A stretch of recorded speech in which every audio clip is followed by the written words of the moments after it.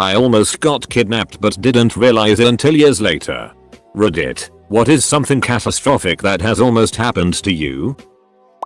Years ago I was walking on the sidewalk during one of those Silent Hill days that San Francisco has sometimes. The entire world filled with fog. Every sound muffled. Still on the sidewalk. I turned to cross the street and paused for absolutely no reason with my hand up in front of me and felt something tingle on my fingertips. Something flat and yellow appeared and then disappeared in front of me in a flash at hip level without making a sound. It took me about 10 seconds to realize that what I had just seen was a taxi cab, streaming by at about 50 miles per hour, that had been unable to see the road and had driven onto the sidewalk. The tingle I felt in my fingertips was my hand touching the side of the passenger's side window. TL. Doctor, I am the luckiest methodiker on the planet.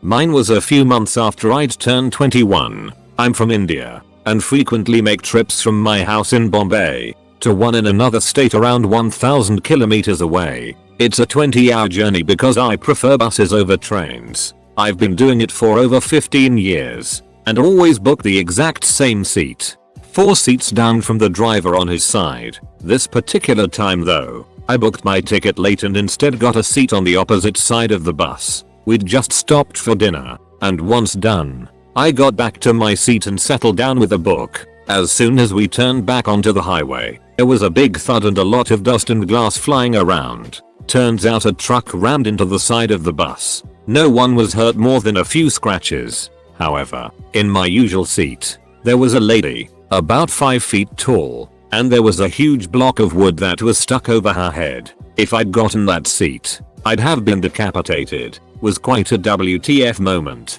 and gave me some perspective on life. TL. DR. Didn't get my usual seat on the bus. Spared a decapitation. This isn't something catastrophic that happened to me, but still interesting. I'm 16 years old, and last year when I was walking home from school, I saw 2 little kids that couldn't be older than 9 were walking home a little bit in front of me. I assumed they were brother and sister. Anyway, me being so much bigger with longer legs, I eventually started to catch up to them, and right when I was about to turn off into my street, I noticed a car pulled up next to them and asked them to get in. My heart stopped when I heard the older one say, "But mister, we don't know you." After that I kept walking towards them and screamed out, "Lucy, Mark," because I didn't know their actual names, and they both looked at me. I ran up and said, "Guys, don't run off on me like that. Stay close." I pretended like I didn't see the car pulled up next to them and walked with them until the car drove off. They asked me who I was, but I just kept telling them to be quiet until the man goes away. When the guy left, I told them not to talk to strangers and walked them home. I explained to their parents what happened, and I don't think I've ever seen more grateful parents. So it will be lost in the shuffle, but that's okay. I signed up to post this. Heck yeah. So my best friend when I was in 5th grade and he was in 6th grade was brutally murdered. We used to walk home from school together. He was a boy, I a girl, and I would usually go into his house for a bit just to hang out and eat Doritos. My mom never bought Doritos, so this was a big deal. However, for some reason this day I just decided to go home. No clue why. Later, around 3 hours later, I hear all sorts of sirens and stuff, and I run outside to see what is going on. I see that it is at Slade's house and start freaking out. He was my best friend. His parents are going insane. Turns out someone was robbing his house when he walked in. He promised he wouldn't tell. The robber murderer was a 16-year-old in our neighborhood who left, then came back and tied him to a chair and brutally murdered him. Had I gone inside, I would have been murdered too. Nothing like being in 5th grade and knowing your best friend was murdered and you almost were too. I still miss that kid and I'm 26. I recently looked up the murderer's name, and he is on some prisoner website looking for pen pals. I wish someone had shanked him. My battle buddy throughout my enlisted army career was a soccer star back in high school. He wasn't at all shy about it, and would boast about how he had been a starting forward on the varsity team since his freshman year and had a standing school record for most goals scored in a season. On this occasion, I was leading a 5-man fire team from a support to a covering position for a recently failed cordon and search operation which we were now aiding our sister platoon in bounding back from. They were under pretty heavy direct fire and were pinned down without anywhere to safely move to. We approached the enemy's forward flank and established covering fires from a concrete enforced traffic control point. After a few minutes into the fight, I spotted something blur really quick just off the edge of my vision and come to a rest in the middle of my team. I looked over just as my buddy rushed towards it, not even 3 meters from me. Then my eyes went wide. It was a Russian F1 frag, lemon grenade. There wasn't time to even yell grenade. He kicked it so damn hard. It did the Beckham bend as it exploded about 20 meters ahead of us and 10 feet in the air, apparently right over the enemy position. That would have been curtains for all of us if he hadn't have responded so reflexively. With the enemy now all either wounded or distracted by the screams of their now wounded, our guys were able to bound safely back over coverless terrain and out of harm's way. We then withdrew from our position without further incident. TLDR, Army buddy kicked a frag grenade away from us, which took out an enemy advance. Kind of happened to me, but it mostly affected my mother. My parents had just divorced, and my father, being an inconsiderate bastard, as he is, filed bankruptcy against the house that was in both his and my mother's name, right before the divorce was final. Because of this, we ended up losing the house and moving to a low-income apartment complex in Park City, KS. Doesn't sound too bad. A small town in Kansas. We lived here for a very short few months. I was the only white kid on my bus in a very racist neighborhood. Racist from the opposite perspective. So after getting beaten up a couple of times, my mother agreed to walk with me to and from school. It was about a 1.5 mile walk, so we would have to leave while it was still a little dark outside sometimes. There was a friendly, stout gentleman who would often wave and say hello to my mother and I as we walked by. It began in the mornings, as he was leaving for his shift as some member of the county. However, it slowly became more frequent. Eventually, he happened to be checking the mail or getting out of his car or looking out the window nearly every day. Twice a day, as I was going to and coming home from school. My mother mentioned seeing him at the grocery store a few times, which was easily brushed off as small town coincidence. By the end of the year, news reports of a serial killer known as BTK bind, torture, kill came about, stating that he had been arrested for 10 murders spanning from 1974 to 1991. Dennis Rader waved at my mother and I on a daily basis and had been stalking her. He pleaded guilty and is currently serving 10 consecutive life sentences in a prison in El Dorado, KS. In his confession, he admitted stalking and planning to murder another victim. He had set a date for October of 2004, a date shortly after my mother and I had moved to a better household in the Wichita area because of the bullying issues at my school. TL. Doctor, my mother and I, possibly, almost became victims of an infamous serial killer. In case you all were interested, here's a link to his Trut special. First off, I went to a Catholic school and my principal was a priest. I had some solid ideas on religion rather early in my life and was at that point what I would consider to be an agnostic, on the path towards eventual atheism. I would speak to fellow classmates about things of this nature, and we would debate, discuss, and sometimes argue. And then we would go hang out and play video games afterwards. It was never the way you hear stories about with the yelling and the WTF rage faces. We were all reasonably intelligent and completely tolerant of each other's choices. We learned from those discussions. Or just nothing from them. No big deal really. Well, most of the time. There was one student that when she found out what I believed from someone else as she was not one of my friends, she did not deal with it well. She pretty much flipped out and told her parents, who were appalled that I was allowed to remain in the school. They sent letters to teachers and eventually the principal caught on and decided that he needed to get involved. Yada.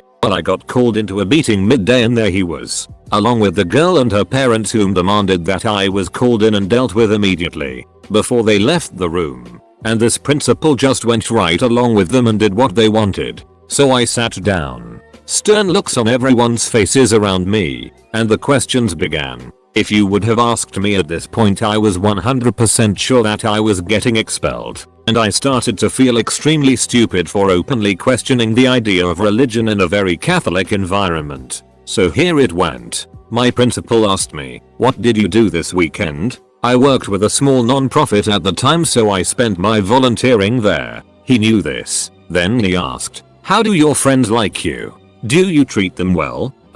Yes, I try to. We get along pretty well. He knew that answer too. Then he asked, so why did you try to force atheism down this girl's throat last week? What? I never even talked to her about any of this. Oh. He said. Well, that's not what I've heard. He said this very sarcastically, and I had now realized where he was going with this. He then asked her, how much time did you spend volunteering this month? She found a very convoluted way to say none, as she often try to convince people that her beliefs are the right ones. Again, a very wormy answer that resulted in a yes. And then finally, I know, he referenced me rather well, and I know his beliefs, and I know that he never tried to force you to believe anything. So why did you make this story up? Silence. He then gave a little speech that changed my thoughts on religion entirely, as up until then I did not have much respect for the idea. If the God we believe in is real, he said, I would hope that he would accept people like me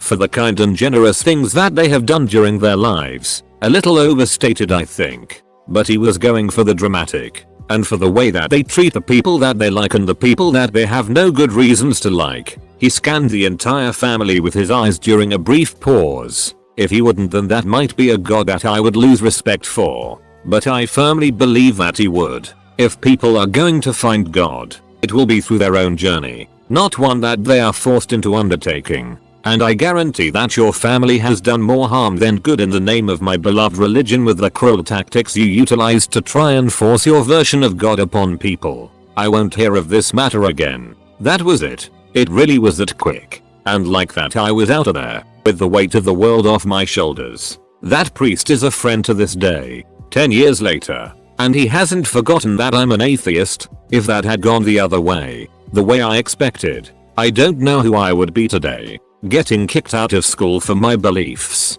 or even punished and silenced at that transformative point in my life certainly would have been catastrophic for me. I could see myself being angry, resentful, bitter, other words of similar meaning. But he probably knew that, and he stuck by me when he really had plenty of reasons not to, as I could imagine many people in similar situations coming out of this with a very different outcome. I'm just thankful he's one of the good ones. TL. DNR. Priest principal defended me, an atheist, as a good person against crazy religious family trying to get me expelled. If he didn't, I'd be a much worse off person for it today. I was over at my friend's house, and they said they were going to watch a movie, and I asked what it was. They told me it was some new movie that looked really good, that it was about vampires. I told them I had homework to do, and it sounded mediocre. It was Twilight. TL. Doctor, I almost watched Twilight.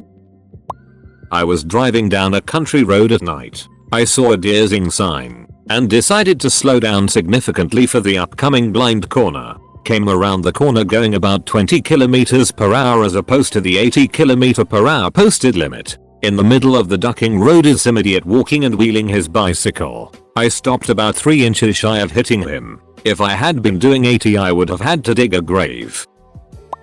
Finding out from an auntie from my dad's side that my parents were going to let my mum's sister and husband adopt me as a baby because they were childless for a long time. If the transaction happened, it would have been kept a secret. Thank goodness it never happened. The woman is a nutcase and the husband ended up divorcing her after they had a son. Their kid grew up whacked and feral, and my parents became his guardian. The poor kid didn't even know how to wipe his ass and had to be spoon-fed at age 10.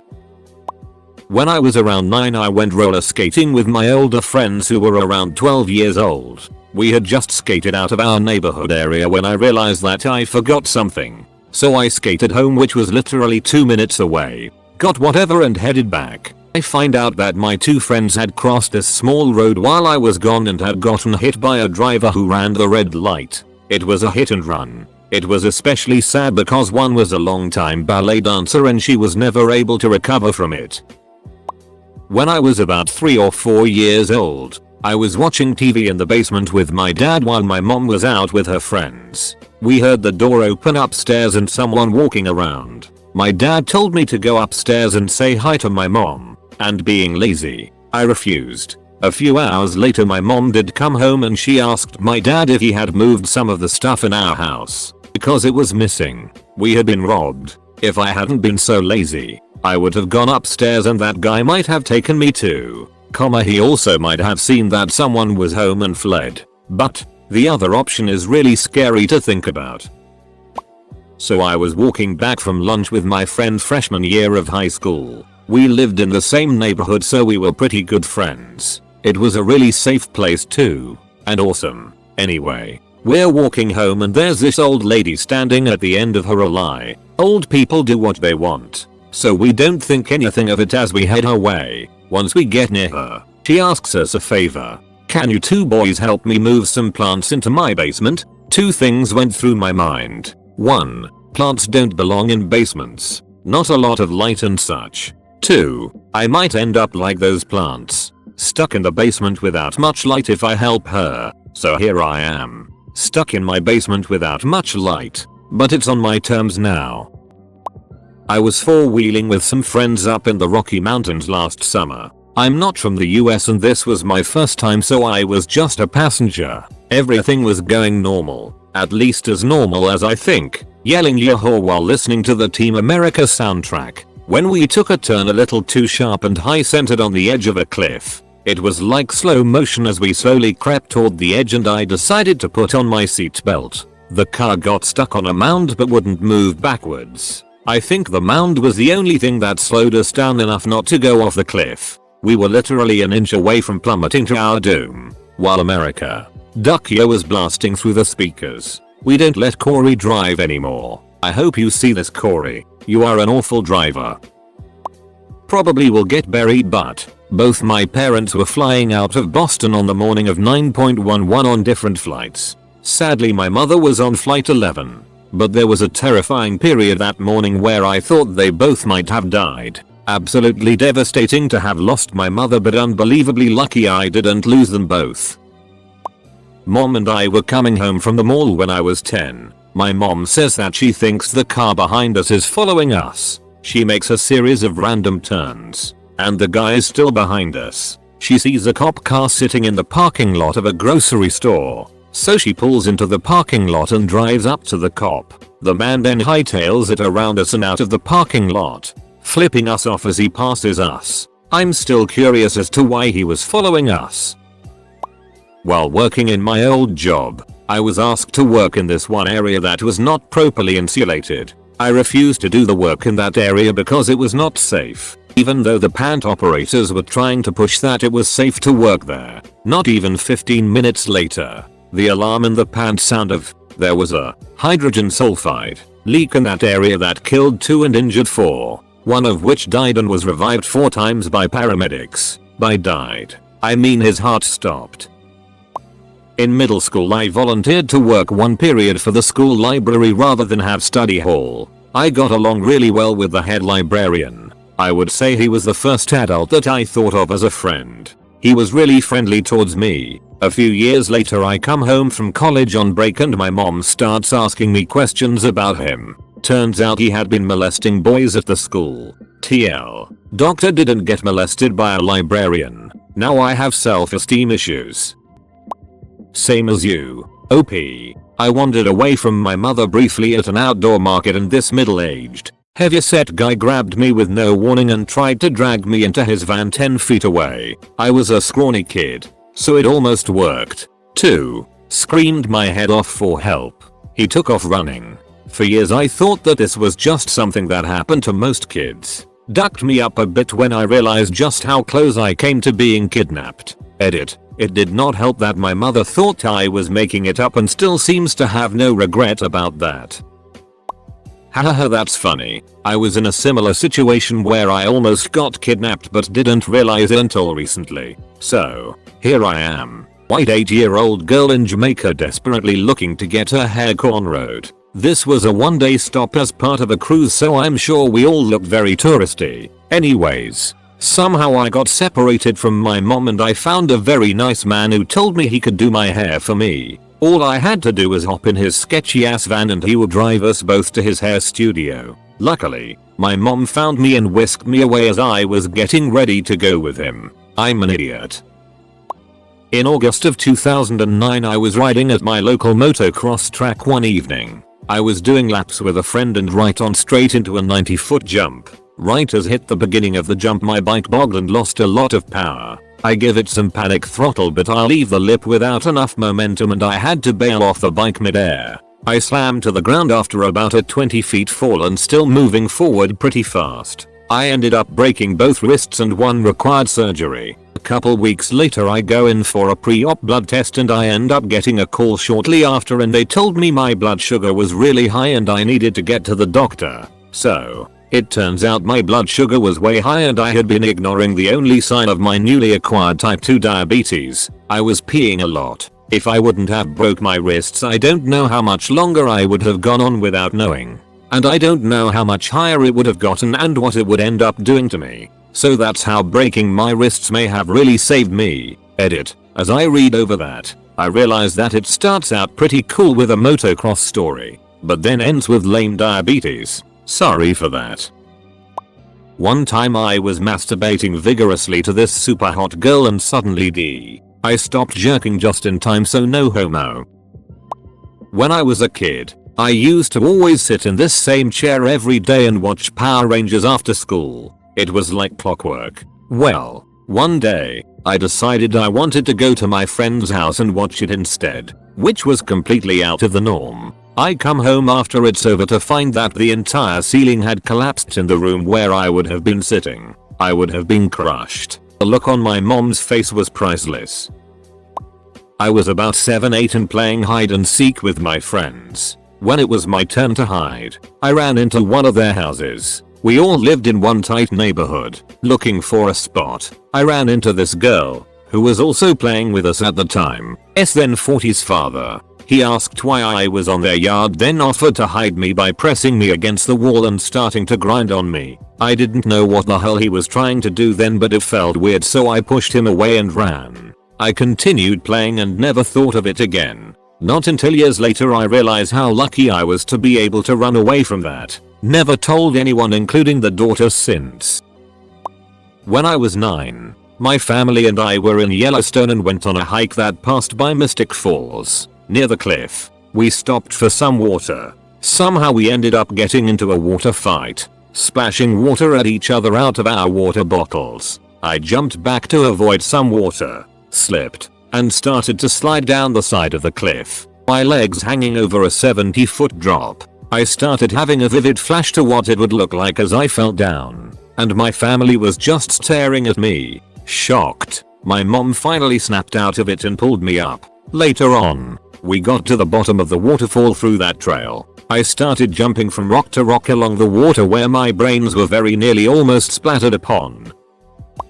I was walking down a dark narrow street, not technically an alley, that I'd always thought was safe enough. It was near my ex's house and I was heading back to my car to go home. 3 wild drug users appear. They produce shivs and demand my wallet and car keys. They're pretty obviously tweaking on something. Shivers, jittery eyes, all of the clues. I pull out my own knife from my pocket and flip it open. It's considerably stronger and longer than their sharp microwave turntables. I don't say anything. I just hunch my shoulders and give them a dead stare, and they just look at each other and walk away. I have no idea if I was prepared to defend myself with potentially lethal force. I just am thankful it never came to anything. TL. DR staved off a mugging with intimidation. Got lucky.